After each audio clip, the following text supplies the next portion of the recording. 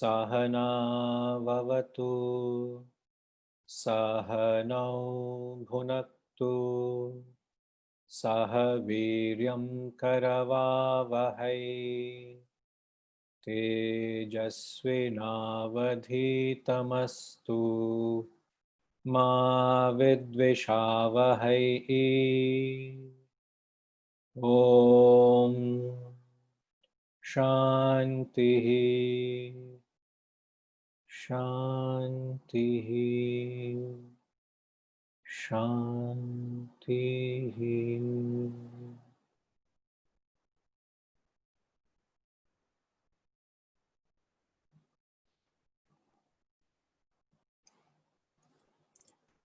Gita chapter 4 verses 31 till the end.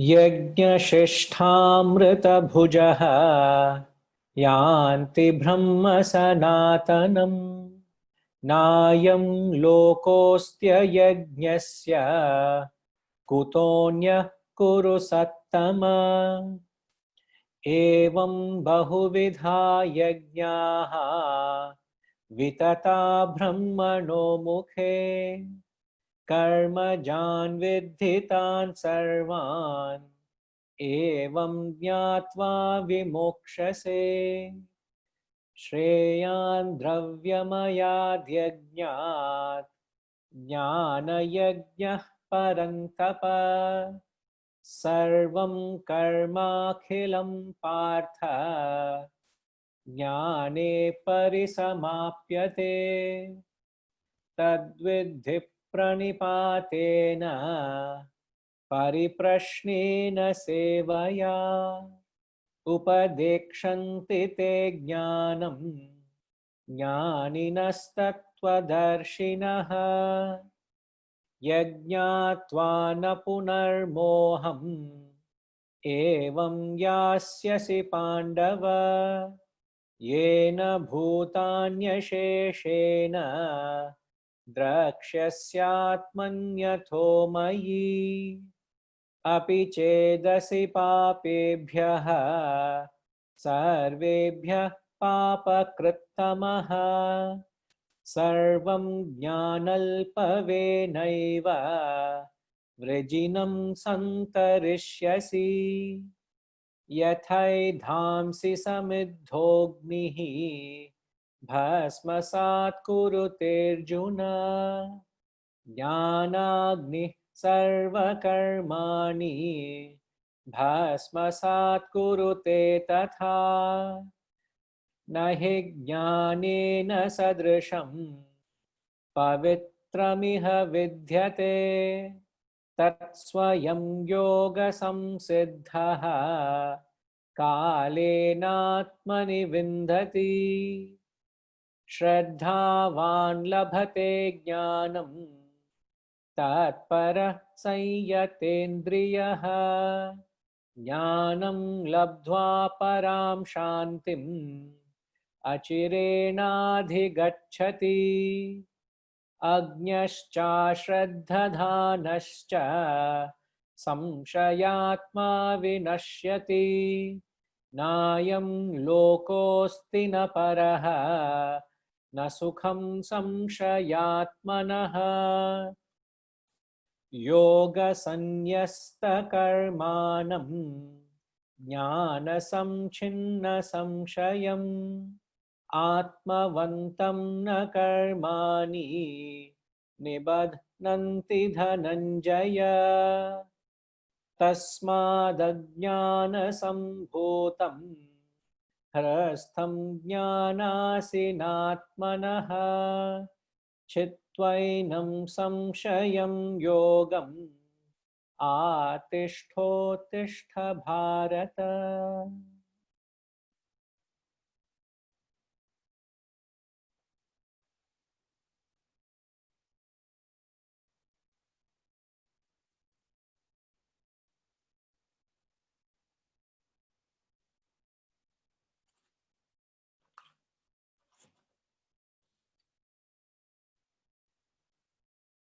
Hari Om, everyone.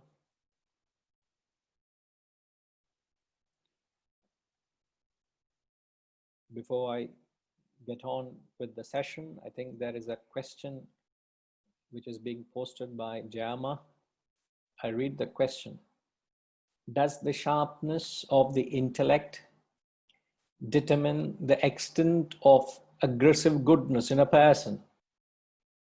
In real life, how do we distinguish an aggressive good from a passive good? Please explain with examples. My prostrations for stirring my mind and making me experiencing a feeling of discomfort until the answer is found. Is this a result of manana? Firstly, I would answer the second half of the question. That discomfort you feel is because you are seeking the truth. You are seeking something beyond that which is apparent. A true seeker is only contented until he gets to the self. So that spirit of inquiry, that spirit of reflection, which you call it as manana, is that which is pushing you. You're striving to know what lies beyond. You're not contented merely with information. As we say, a true spiritual seeker seeks transformation, not merely information. So it is that spirit of inquiry that is pushing you to go into the realms of the unknown. Remember, the self is an unknown realm. God is unknown to us. So you need that, as they say in the Shastras, you need to have that Purushatvam. Purushatvam means it is a quality of exploratory nature, which is usually attributed to a man. It is nothing gender biased, but they say Purushatvam is that exploratory nature to go into the unknown. So spiritual path is entirely in the sphere of the unknown. And you need to have that inquiry spirit, that spirit to probe and find out what the truth is. And that relentless urge or inquiry is perhaps driving you forward. So keep up the spirit, admire the spirit, which is what every seeker should have, not be merely contented with what they know about. Now, coming to the first half of the question, does the sharpness of the intellect determine the extent of aggressive goodness in a person? Now, for those who can't connect to the context, you remember last week we elaborately discussed, in fact, the entire session was spent on trying to discuss the 3 C's. The 3 C's are conscious, conscience, consciousness. And I said conscious actions are categorized under the intellect. Unconscious actions are categorized under the mind. So when actions are driven by the mind, they are passive. And when they are passive, they are either passive good or passive bad. When actions are driven consciously, they are either aggressive good or aggressive bad. Now, just because you are operating on the intellect, which is being aggressive, that doesn't necessarily mean that your actions are in the interest of the larger cause. That is not to be taken for granted. In fact, if you remember the example, the moment you use your smartness, your skillfulness, the manipulative nature, the thinking on your part, just to get self-benefit, just to gratify your own personal ego or personal aggrandizement. When your actions are driven consciously for one's benefit, it is called aggressive bad. That can even tantamount to even, that means at the cost of others. So you can do good to yourself without causing any harm or destroying others' well-being, isn't it? But a person who's aggressive, he can go to the extent that he could even stoop to a level where he can cause harm to others. That is extreme aggressive badness. So just because one has an intellect, that doesn't necessarily translate itself into goodness. Now, when does aggressive become good? When aggressiveness, which is the operating at the level of intellect, has the influence of the higher values. Remember the phrase of aggressive goodness, we said it is loka sangraha. You remember the term we used, isn't it? One who thinks constantly in the larger interest of others. Any action you do, you think for something beyond yourself, in the interest of others. And you are conscious of it. It is not just passive. Passive is there is no application. As I've said, when you are passive good, your actions are driven on the mind. There's a lot of emotion. There's a lot of sentiment. You don't weigh the pros and cons of the action. You don't look into the recipient's needs. You're mainly driven on emotion, sentiment, isn't it? You're very impulsive. It's a lot of tradition involved. You follow something which has been set into motion by others. That is passive. Aggressive is you're very, very alert every moment. A simple example, a couple of days ago when I was at a store, I was wanting to pick up hand wash. So I went into that section where they had this refill packs, refill hand wash. And usually, and I went to a brand, I picked up one there. As I went there were three ladies. They picked up, they were also at the same counter. So I picked up one, they picked up one. And I saw it had written buy one, free one. And the other lady also had buy one, free one.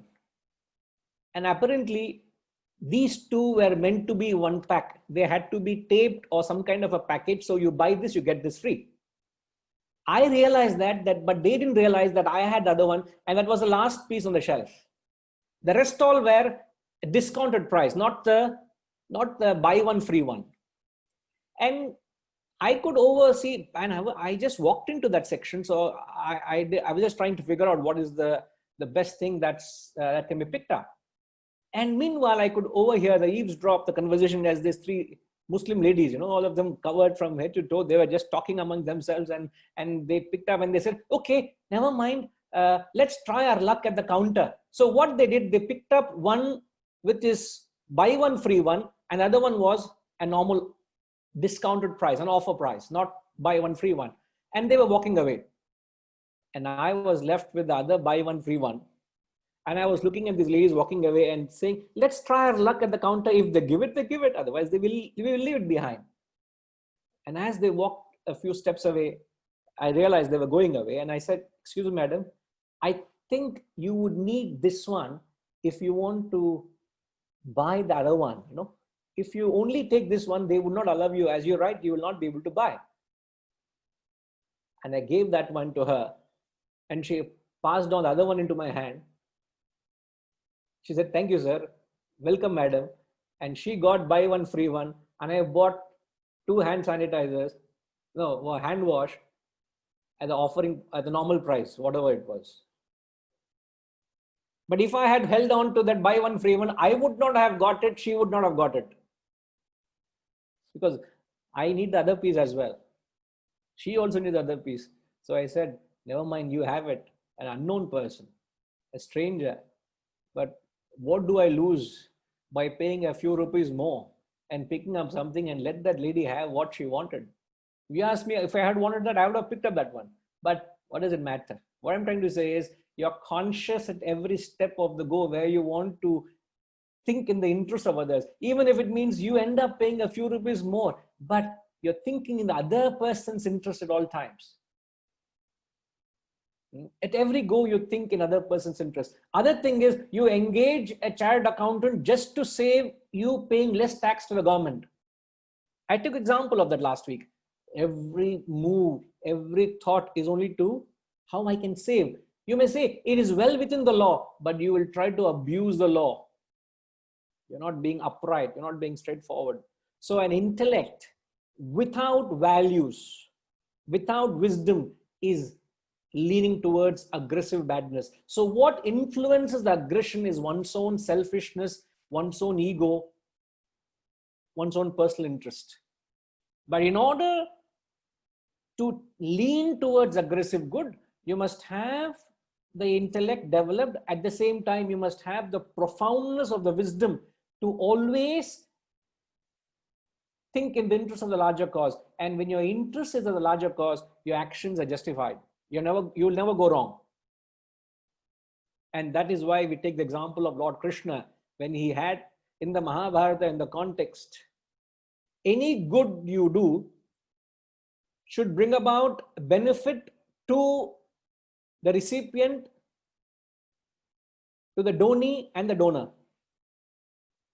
Remember that any service you do at the intellectual level must transform the beneficiary and also the person who's donating, the donor and the donee, the giver and the taker, both must be transformed, and that is when you're aggressive good. But in the case of passive good, who was Yudhishthira, he operated on emotion and impulse. He got into trouble. He got his spouse into trouble. He got his brothers into trouble. He got everybody into trouble. Now, what is the use of all that goodness which gets you into trouble? No use of the goodness. You pay a price of passive goodness. And Duryodhana, being smart and skillful and maneuvering nature, he took good advantage of the passive nature of Yudhishthira. By the end of the day, it's always the aggressive good will conquer the aggressive bad. So you must strive to reach a state of aggressive good. All right, does it clarify, Ma? Right, welcome.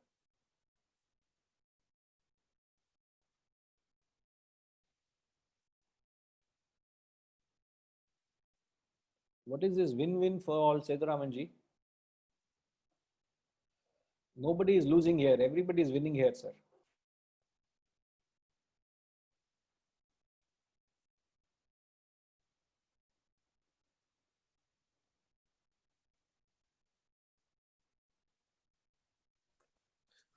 Donor, donee, win-win for both. What I meant is that. No. See, if the donor is giving with the attitude to be benefited, then it is not giving. The thought is always in the benefit of the recipient. Even if it means the donor has to go out of the way to benefit the recipient, he will do that. But how does it benefit is the donor transforms. The donor is evolved. The donor has let go of his selfishness. He is become spiritually transformed. In that sense, it benefits the donor.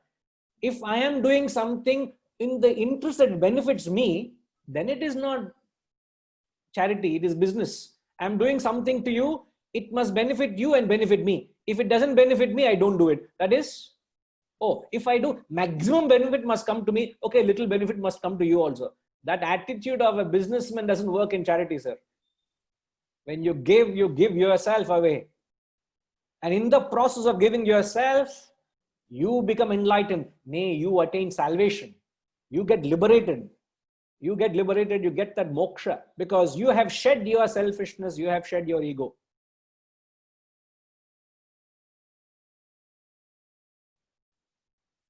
I'm afraid we can't hear you, sir.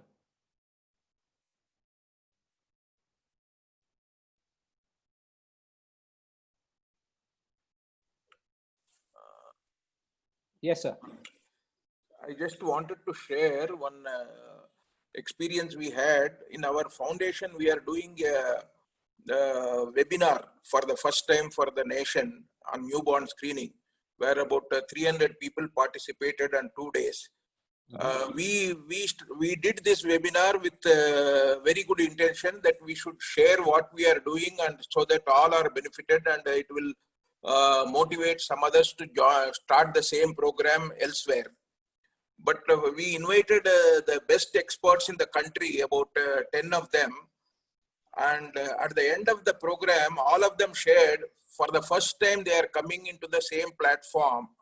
Although they know each other, but they never shared their data or their program or that. And all of them by consensus decided to work for a higher cause, how to take this to national level. And that the discussion got 1 hour extended beyond, and people stayed back, more than 100 stayed back for 1 hour. And they decided that we will standardize the protocols everywhere and take it to next level. So because that energy got expanded, and it was a ripple effect was there. Yeah.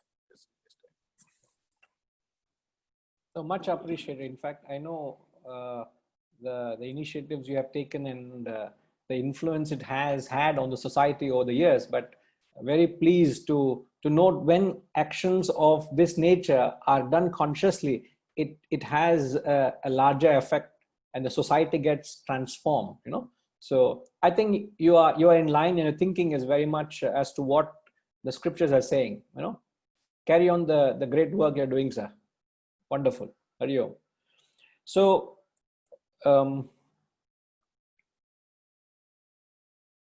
Hari, do you have something to say? Sorry. Yeah, please.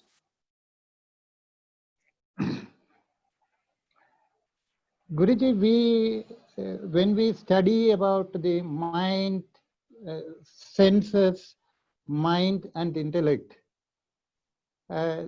unknowingly we try to degrade or blame the mind and the senses, and we give more importance. Unknowingly, it is automatically it comes. Anything connected with the mind can go only wrong. Only the intellect can be correct. So we always try to depend only on intellect, and which I feel sometimes it is not. Subsequently, when we analyze, without the support of the mind, without the purity of the mind, I am not in a position to get into the level of intellect. The moment I fail at the level of mind, then the intellect cannot play any role. That is one. And secondly, without my knowledge, there is a danger of getting into intellectual arrogance, that I always call the intellect, and especially with the knowledge of whatever we are studying, Bhagavad Gita or Upanishad, we try to ridicule people who are not involved in this type of knowledge, who are only doing the daily Nitya Karma and going to the temple and all. We say that they are just going, and we know Bhagavad Gita, we know Upanishad, we are able to understand, we are able to logically, we are able to do this. So how do we say at times, even unknowingly, we try to hijack our conscience, because we tell ourselves, I know about it, I have studied about it, my Guruji has taught me like this, this is the way that I have to analyze. Can you please give your comments and caution that we don't become the victim of intellectual arrogance? Have I explained myself? No, you're always very clear, Hariji. So I appreciate the clarity in which you ask, and in the love with which you ask. I've mentioned that before. But only objection I have is you say we have intellectual arrogance, so you seem to be liberally including everyone into the group. So that is my only concern. Are you representing any union here? I don't know. No, not at all. Oh, no. The danger. See, I was a victim when I started studying, attending other classes 25 years back. Initially, when we got into this, we always people who could not talk about this, who could not analyze things as we have been taught. We always felt, they are going to temple and they are doing pujas and mantras and all without knowing what is what. They are just repeating. It's not that we were arrogant, but unknowingly, we never felt to hurt anybody, but unknowingly there was a thought, we know a little better than them.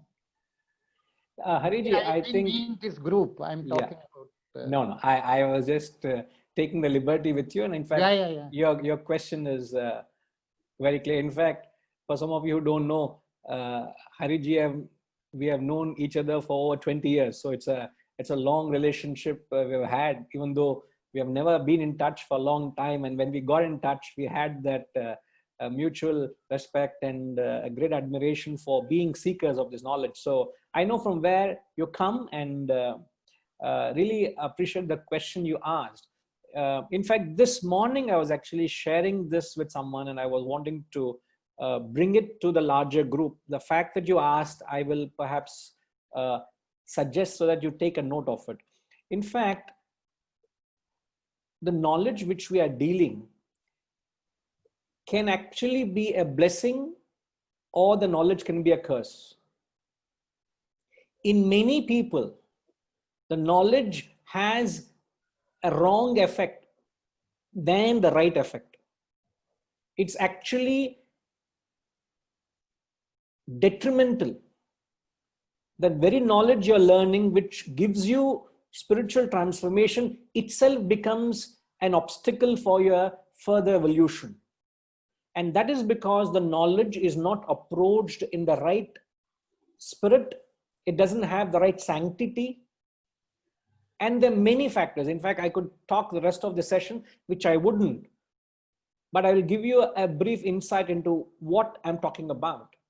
See, the fundamental thing which every student undermines is that the knowledge is a raw material. And you need to receive the knowledge as a raw material for it to be processed so that you can get benefited. It's like I've bought all the ingredients to bake at home, bake a cake or bake a bread. I've got the dough, I've got the flour, I've got all the necessary ingredients, but I've got the state-of-the-art oven as well in the house. But if I don't go through the process after procuring the raw material, there is never going to be a cake or a bread in the house. Now your people are just acquiring the raw material just because it is coming your way. And I seem to realize this, that wherever I go now, I go online now, wherever I go and talk, whichever platform, I keep seeing familiar faces everywhere. I keep seeing you all there. Then my question I was asking is, why are you all in that platform for that session? I was about to tell, in fact, something will come your way. The knowledge you will be attending will be limited. You will not be allowed to attend these programs or classes, because the knowledge you have got is far more than what you need for your transformation. By just cramming in more information is not going to become any wise. In fact, the more knowledge you gather without processing it leads to arrogance, which is what precisely is saying. The first expression of knowledge is arrogance. Remember that. So if you want to conquer the arrogance, firstly, you must understand how much knowledge do I get? How much knowledge do I have? In fact, in the Bhajagovindam, did he not say, Bhagavad Gita, kinchita dhita? He said, little bit. How much knowledge you need to transform you? Very little. But how much knowledge do you have? Huge information, loaded with information. So it is the very proportion of a knowledge itself is causing a lot of problem. And secondly, the lack of scientific approach to the very knowledge itself. You become licentious in acquiring knowledge. You read all sorts of information, not knowing where does it find its place in your spiritual well-being. If I am at the kindergarten level, I need to be taught kindergarten stuff. I can't be reading PhD stuff, isn't it? Now, you do not know what is kindergarten, what is PhD. So just because you have a passion for it and you have access to these volumes of literature, you just pick up and just try to make sense of all of that. And if it is not placed, if it is not given in the right dosage, in the right format, it will do more damage. And that is precisely the reason. So in fact, just to address the immediate problem of intellection, where I said arrogance, in the 20 qualities of a jnani is one who's endowed with knowledge. As some of you who know the 13th chapter of the Gita, the 12th chapter, 35. which gives the 35 qualities of a devotee of God. The first few qualities there, in fact, very beautiful. I'll not get into it, but in the 35 qualities of a devotee of God, he says you must question. For a devotee, he says you must question. And for an intellectual person, you know what's the quality he says? An intellectual person, a jnani, must serve the Guru. Acharyopasanam, he says. Humility. Humility. You will only bow down, you will only serve if you have humility. So the first expression of your knowledge is you will serve the Guru. Acharya upasanam. Worship the Guru, serve the Guru, he says first. And he doesn't say to the bhakta. It becomes very natural for a devotee to serve. But here, to address the arrogance of an intellectual person, I know, just to address that, he says, bend down, bow down. So therefore, you must understand, in the Gita elsewhere, they say a true quality of a Brahmana is always, they say, Vidya and Vinaya. Vidya is knowledge, Vinaya is humility. So these two both go hand in hand. Where there is no Vinaya, there is no knowledge, there's arrogance. And that is because you have not approached the knowledge in the right proportion, in the right sanctity, in the right process. Therefore, you need to be very mindful. Otherwise, the knowledge, which is a blessing, actually does great damage to you. So please be mindful. Don't chase me wherever I go. You're most welcome. But remember, you need to be very careful how much knowledge you take in. I would actually limit you all to attending 2 classes a week. I was just given information that there's an equal proportion of those attending the classes which are going to resume for the US audience. The number of people registered for the US classes there from US and the people registered from US are almost competing. And some of the names are familiar. I said, what are you all doing there? Now I know some of you all. I'm going to ensure that no, Srimati Ma, it doesn't work that way. No, so we're going to somehow we're going to block you all entering into the class for your good. I know you have not done that. I know Hariji is there. I saw your name. So Rajima, please make sure Hariji is blocked. He can't enter. We're going to somehow block him. Sir, when I told you, remember a couple of weeks ago, I mentioned about the process of reflection, the essential ingredient. I said it is 80% reflection, 20% knowledge, or 70% reflection, 30% knowledge. Now, are you doing that 70 to 80% reflection? If you don't, the knowledge is going to be a curse. So please be mindful. I beg you all to be very, very careful how much knowledge you give in, how much knowledge you take. Just because it's available, just because you like it, just because it's coming your way, don't take it. Say, no, thank you. Let me make sense of what I already have. Please, it is going to do damage than good. I've been telling throughout, please be careful how much knowledge you take. Almonds are very good.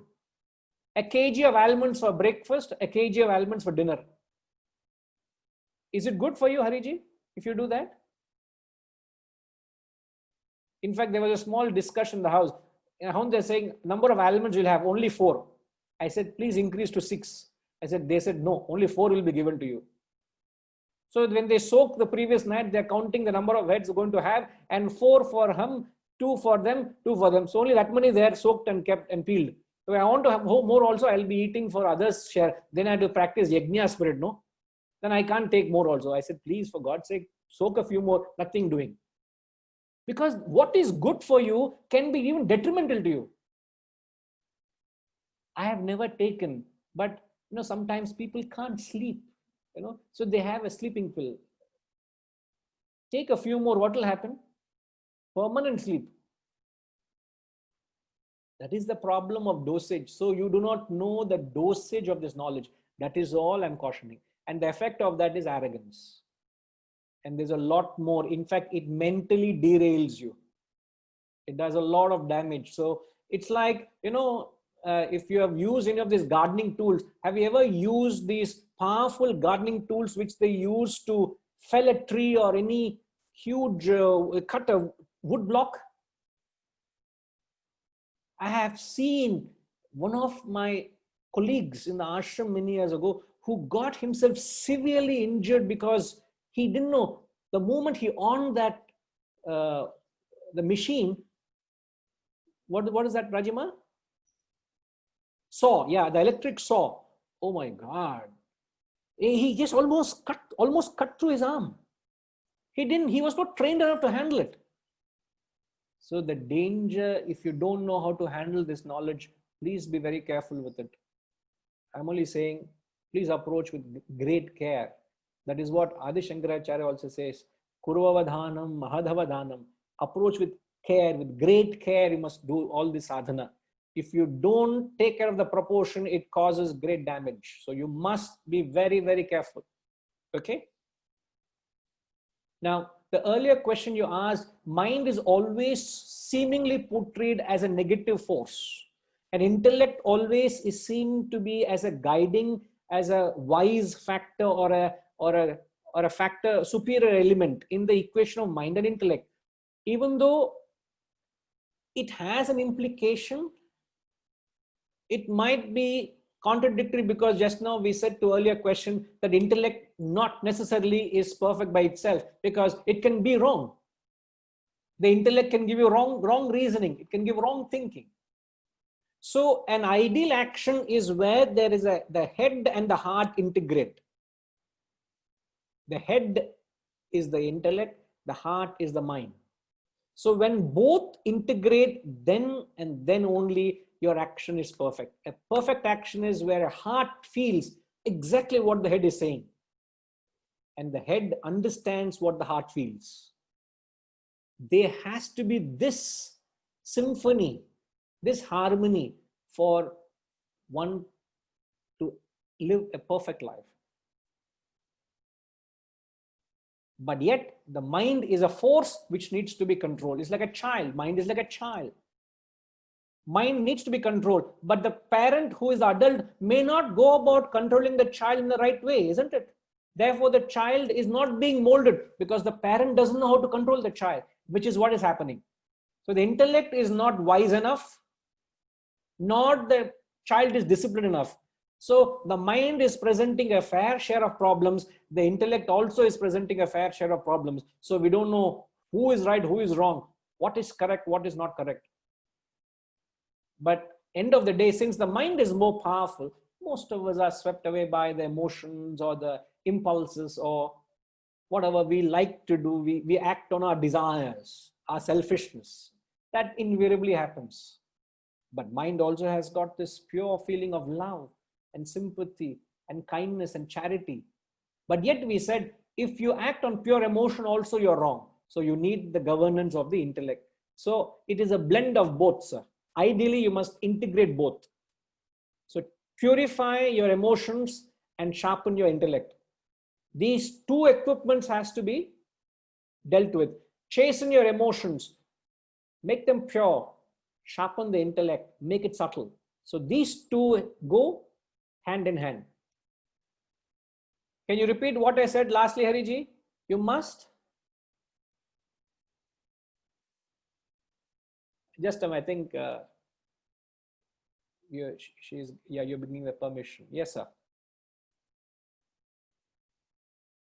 there must be a symphony, there must be a harmony between intellect and mind.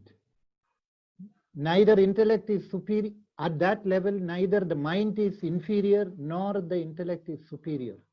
Yeah. It comes to a common point where the intellect agrees with the mind and mind obeys the intellect. Correct. But ideally, I've said the exercise must be as it has been put by Rajima, and also Shivaji has put it, that you must chasten your emotions, purify them, make them more pure, make them more from selfish to unselfish, make it more purer. Let there be more positive emotions than negative. So chasten the mind and sharpen the intellect. So when these two tools are independently blossoming, there is a symphony and a harmony, as we said. Okay? Probably the next verse of Bhajagovindam will prove it. Sir, I have to now currently get on to the next verse of Gita, sir. Okay. So if you permit me, we will get into Gita, and then next Wednesday we shall get into Bhajagovindam. Okay, Ji? Okay. Wonderful. All right, so let's get on with the text. The last we did was the 39th verse. The 39th verse, it was a while ago. So just let me refresh your memories. He said, he who has Shraddha, which is faith, who is devoted, who has subdued his senses, having obtained knowledge, he ere long gains supreme peace. He who has Shraddha, I remember mentioning to you, Shraddha, yeah, there you go. So he who has Shraddha, faith is just a beginning. As I've said, anything starts, your journey starts with faith. You must have faith in the unknown. You must have a belief in the unknown. Because you want to reach the unknown, you must have a faith to begin with. If you start with doubt and suspicion, you can never begin your journey. You must start with the basic faith. Give the benefit of doubt, as we say, isn't it? I do not know why that person is behaving in that way, but let me give the benefit of doubt. I remember hearing that statement from Rajima the other day of someone she was talking about. Oh, let me give the benefit of doubt. I said, very nice thought to have. Don't know why that person is doing that, but let me give the benefit of doubt. You must have that faith in the person that he is right. Otherwise, negativity will creep into my mind and then it gets polluted, isn't it? And it is very easy to think negative about a person. You may have known a lot about a person. Let's say you have a little knowledge about me and some bird comes and says, hey, you know about that fellow? Finished. Instantly, it's like adding a few drops of lime in milk, it'll spoil it all. But can you separate that and say, no, I have the faith. I must have faith. If you don't have that, you can't move forward. But faith is just the beginning. But Shraddha is an extension of faith. It is an intellectual quality, the capacity to pursue something until you get to the very end. It is a certain consistency of purpose. Now, shall I give an example of Shraddha? You can practice and check how much Shraddha you have. Pick up the newspaper and you start reading an article. How many of you have got this discipline of reading the entire article, having started it?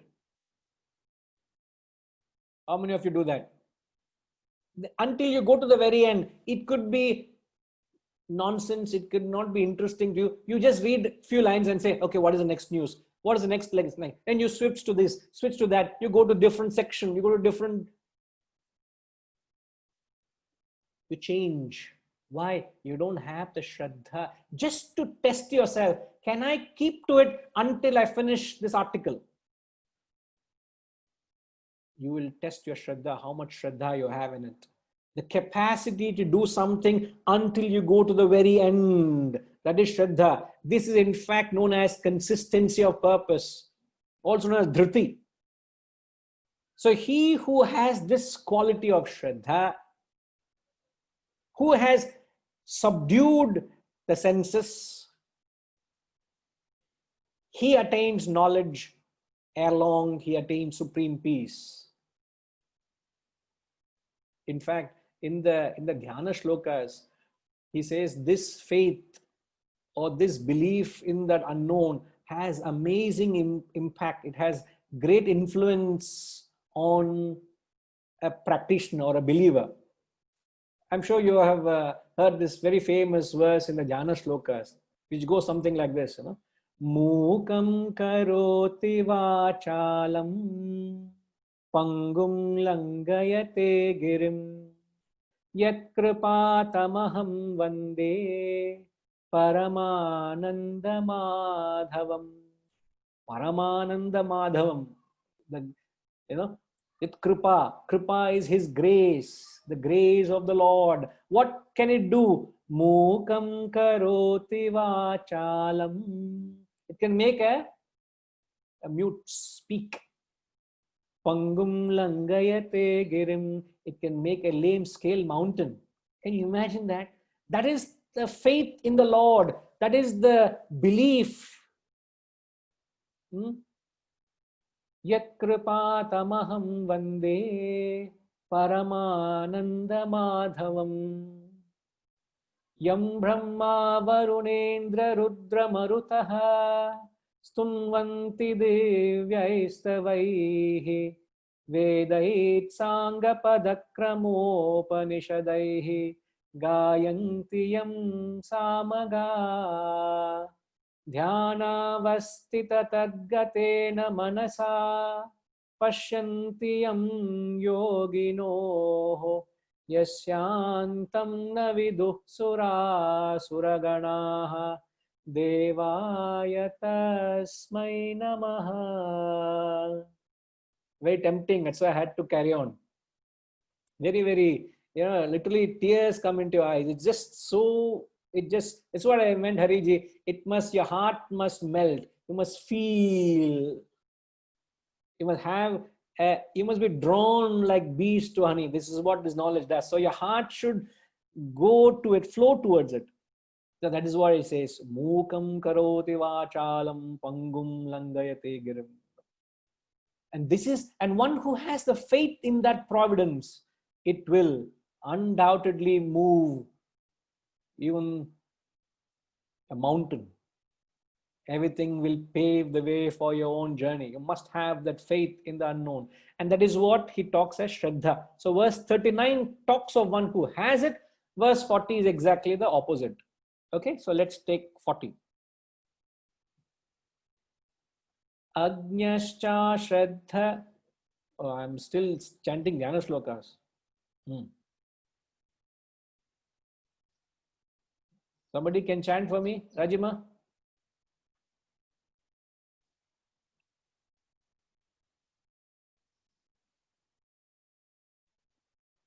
Agnyascha Shraddha Dhanascha Samshayatma Vinashyati Nayam.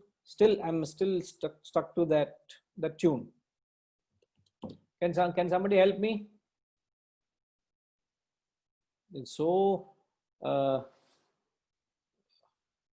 what to say, so influenced the Dhyana shlokas, we almost got attached to it,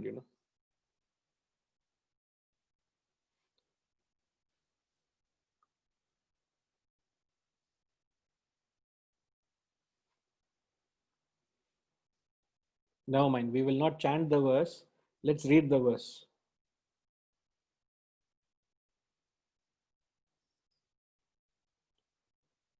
The next slide, sir, please. My mind is not cooperating, Hari. Enna panla? Mind is stuck to Dhyana shlokas. Varli, a tune varla. I'm not able to get the tune. Somebody help me, Rajima. Help me, ma.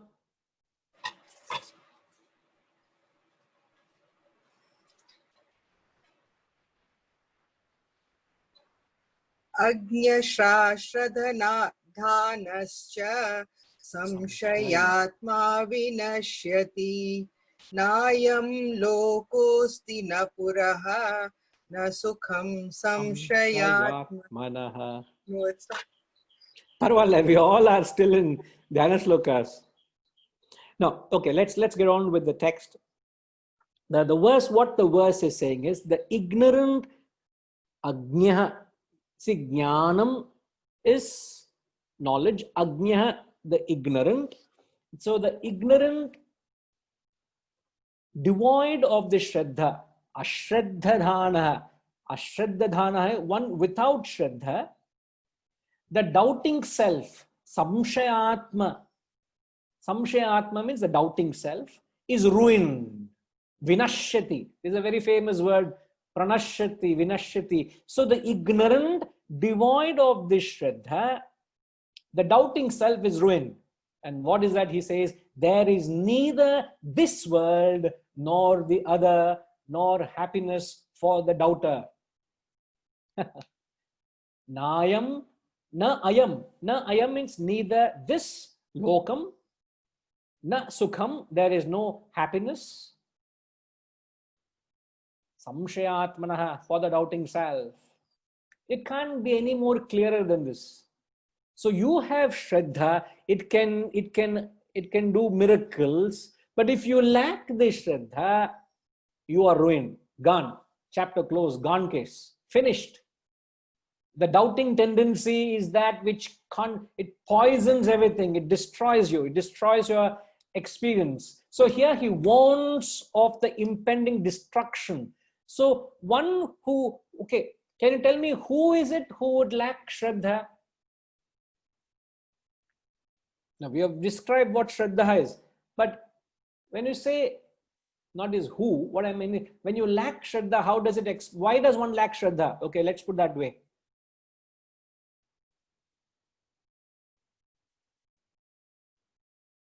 Why does one lack shraddha? In fact, most of us lack shraddha. If I say who lacks shraddha, all of you should have raised your hands. Huh? It's a very difficult quality to cultivate. Very difficult. So,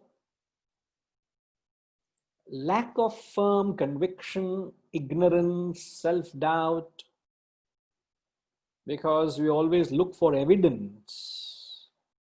I'm sure, Alkama, when we say look for evidence, when you go to a restaurant, especially let's say in these times or when things opened up and you choose to go to a restaurant, don't you have to have the faith that the chef has taken all the necessary precaution and it is not contaminated?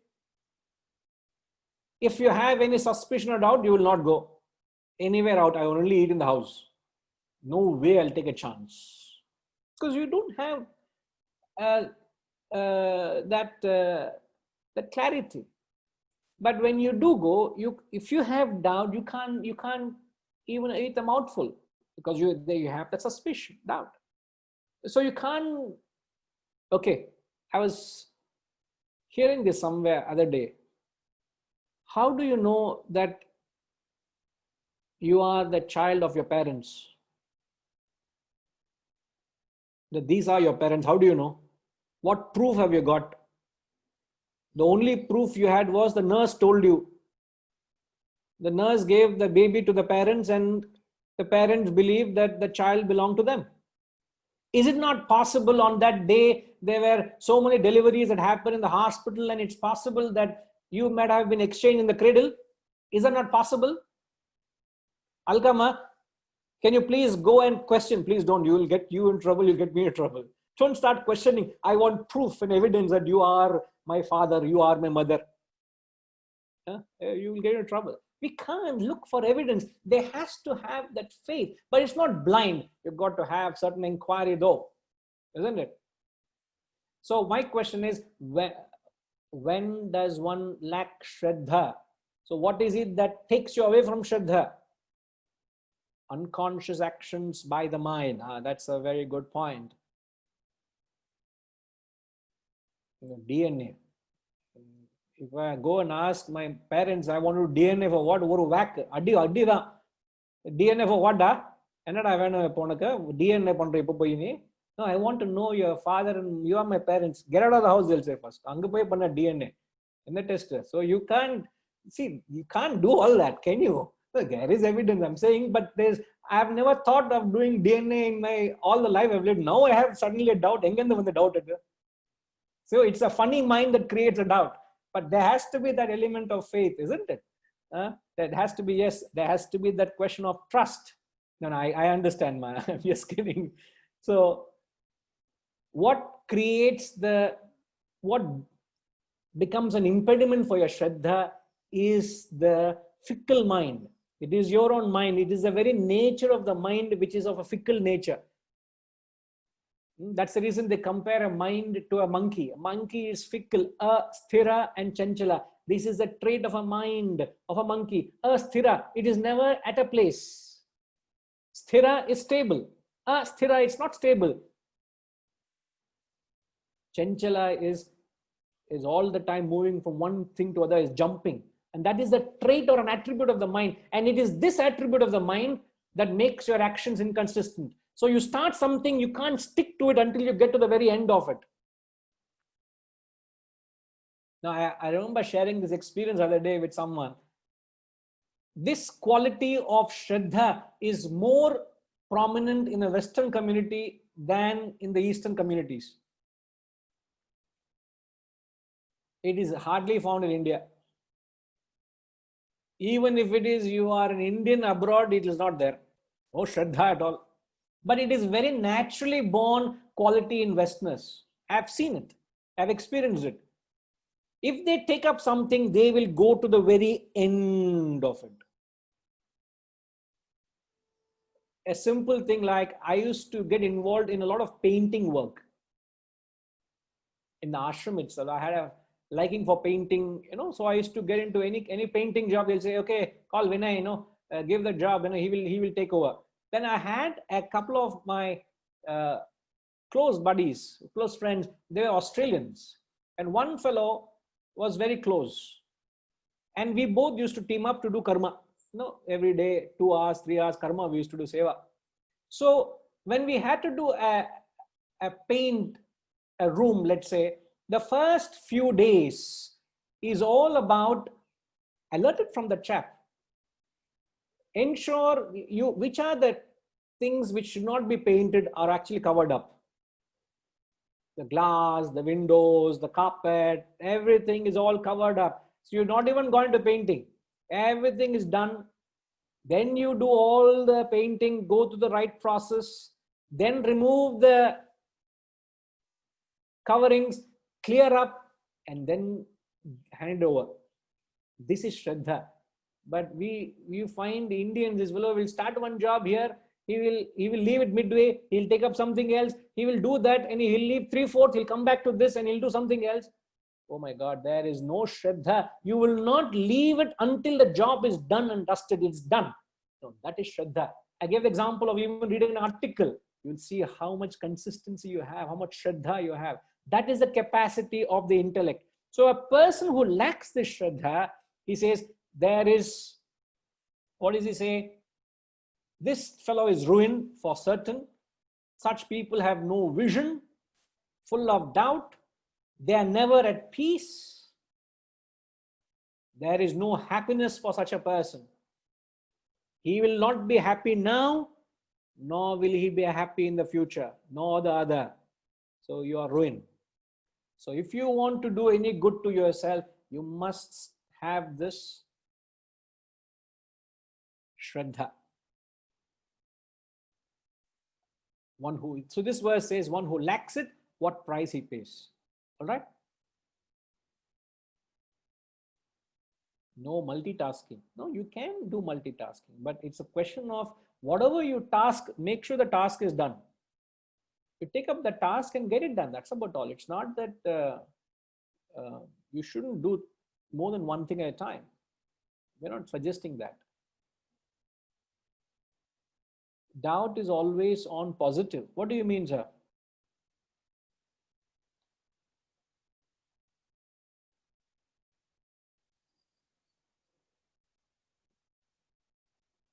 They ask you a question, are you happy? I'm not sure, we'll say. But we don't doubt anybody's anger.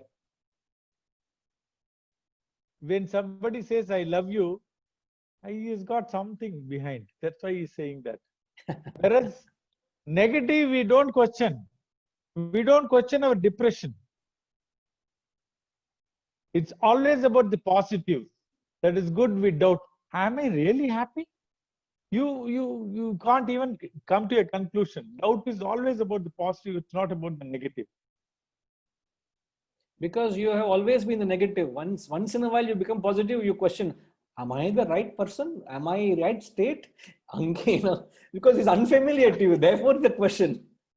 I'm not being personal here, but I know you're taking the right spirit, isn't it? Yeah. No, I get what you're saying. Okay, Ji.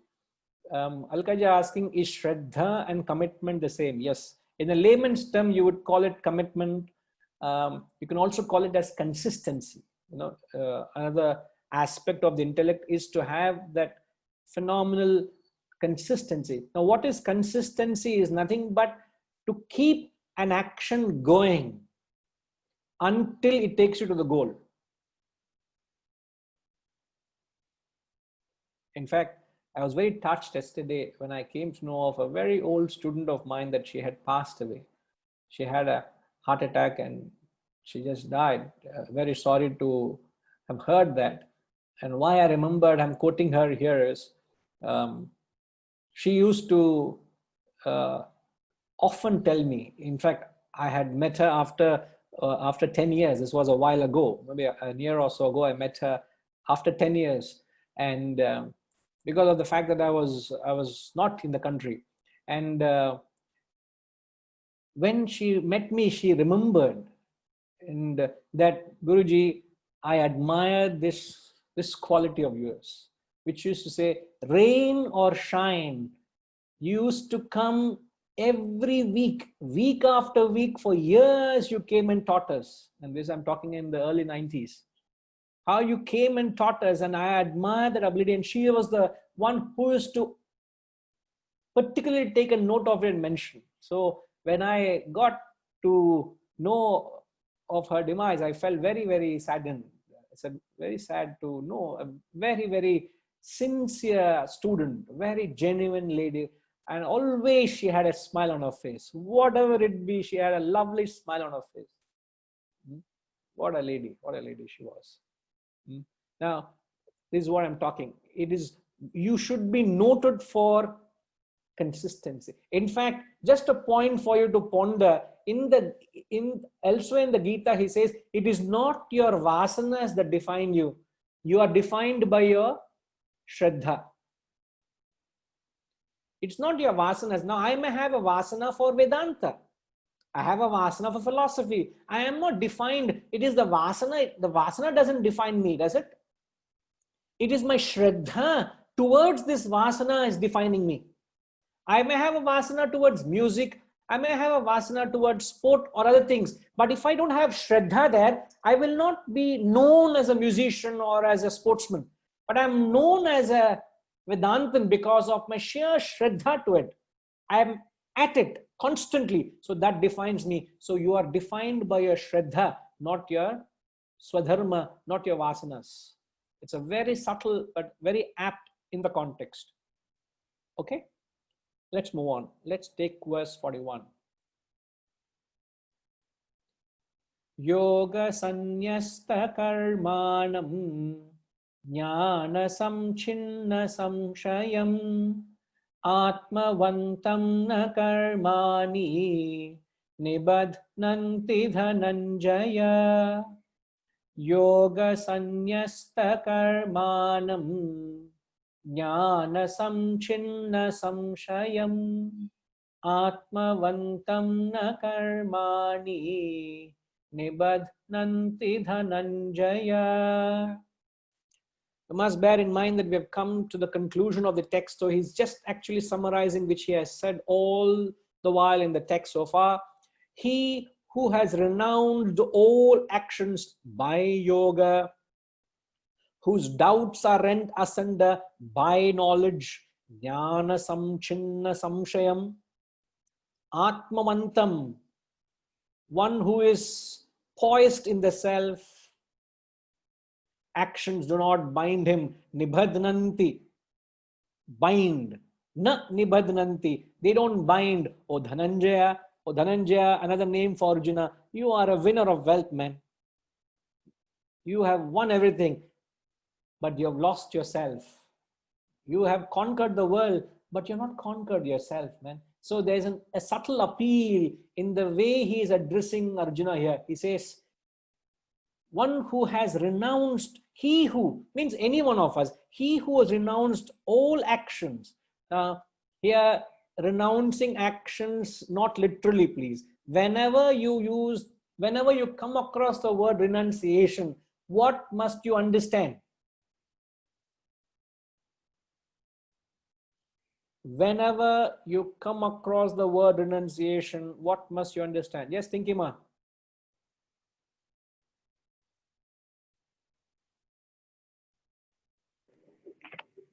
So it is, every action is like an offering to God. It's like a yajna. There is no attachment to the action. Yes, but and you do that action because that is the right thing to do, and there is no looking for the fruits. I did this, therefore I will get this out of it. yes. So when you are practicing renunciation, there's a great chance of actually misunderstanding renunciation. You are rightly understood it, but to ensure that one doesn't misunderstand, what is the real concept of renunciation? Renunciation is never an action.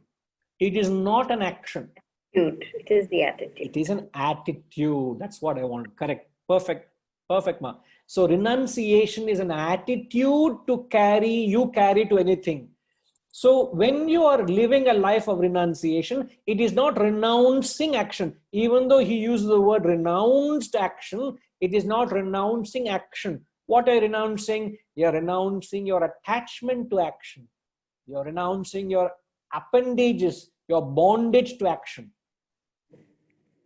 And for what are you renouncing? For yoga, for the higher. And if you do that, whose doubts are rent asunder by knowledge, who is poised in the self, actions do not bind him. So when you're renouncing the lower for the higher, what happens?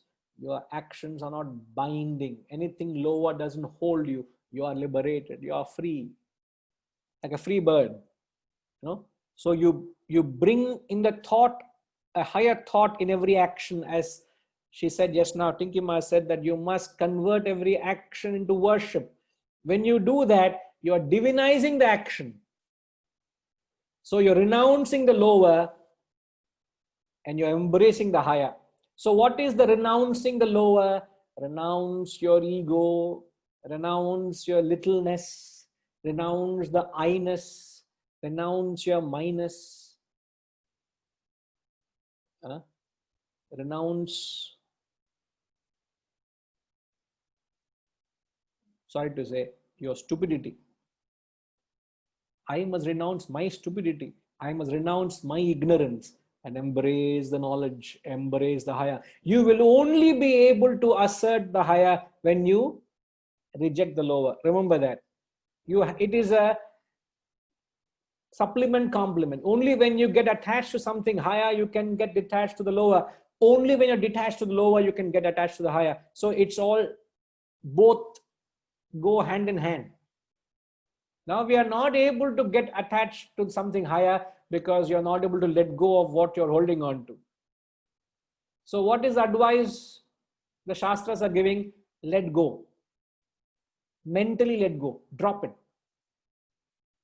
You drop the thought, you are liberated. So that's the message here, right? 42.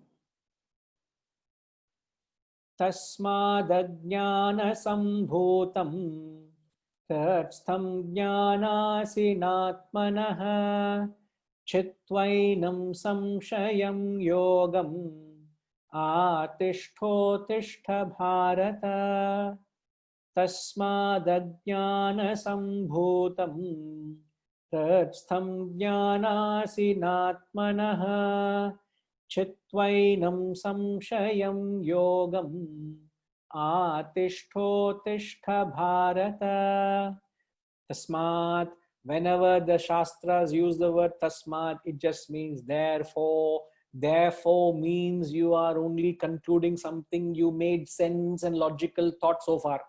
If you have not made sense, you can't conclude. So it's a logical conclusion. It's pure mathematics, pure science. So philosophy is very scientific. So therefore he says, with the sword of this knowledge, tasmat ajnana sambhutam jnanasina. Jnanasina refers to the sword. With the sword of knowledge, it doesn't say butter knife. Butter knife, you even use butter knife on your skin, nothing will happen. It's so blunt. It's just butter knife. It's a sword. In fact, in the Shastras, they say they use the knowledge as a axe of detachment. He says, you use an axe to chop, to fell.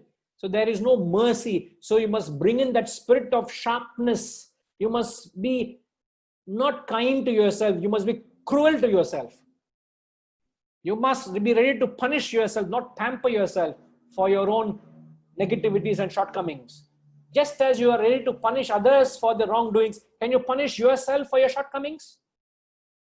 No, you can't be accommodative. You've got to be very severe, very strict. Use that axe of knowledge, as he says. So with the sword of knowledge, cut asunder the doubt of the self born of ignorance, residing in your own heart. Where is that self? Residing right within. Chitvainam samshayam yogam.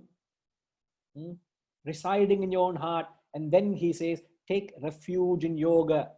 Surrender. Take refuge. Uttishto uttishta bharata. Arise, wake, O Bharata, Arjuna. The famous words of the Gita. Uttishta. Uttishta means you got to lift yourself. Uttishto uttishta means you got to lift yourself by yourself. I can't help you.